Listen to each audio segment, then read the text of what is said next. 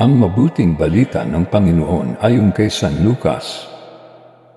Noong panahong iyon, sinabi ni Jesus sa kanyang mga alagad, "Naparito ako upang magdala ng apoy sa lupa at sanay na pagningas na ito. May isang binyag pa na dapat kong tanggapin at nababagabag ako hanggat hindi natutupad ito. Akala ba ninyo'y pumarito ako upang magdala ng kapayapaan sa lupa?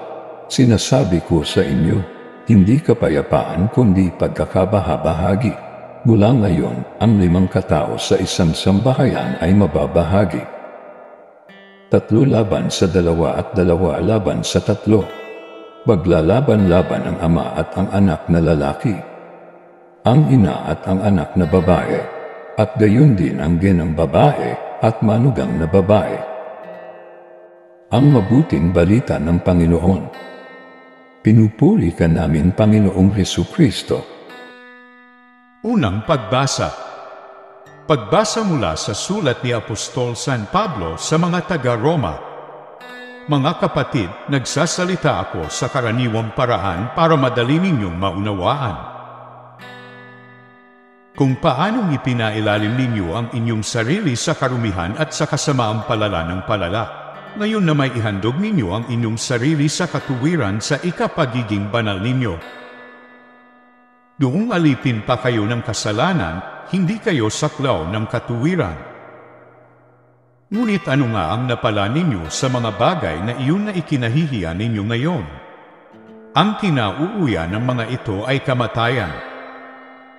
Ngunit na yung pinalaya na kayo mula sa kasalanan at mga alipin na ng Diyos, ang natamo ninyo'y kabanalan at ang kauuwi ay buhay na walang hanggan.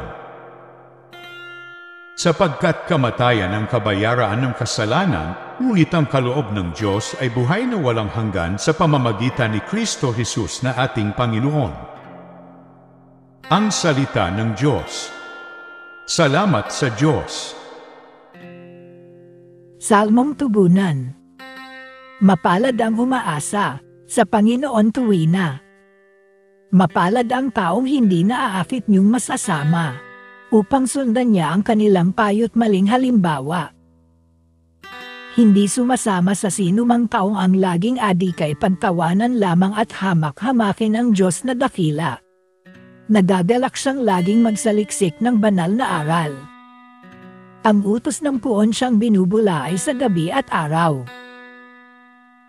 Mapalad ang umaasa sa Panginoon tuwina.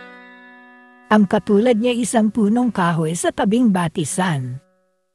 Sariwa ang dahot laging namumunga sa kapanahunan.